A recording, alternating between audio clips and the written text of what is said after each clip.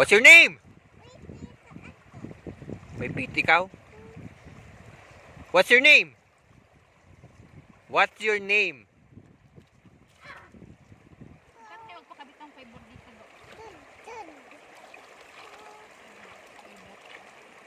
Huwag kamam ka dito? Ha? Pakabit ng fiber?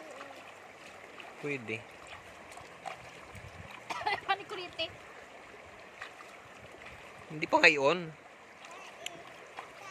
May matay daw. Kabari na.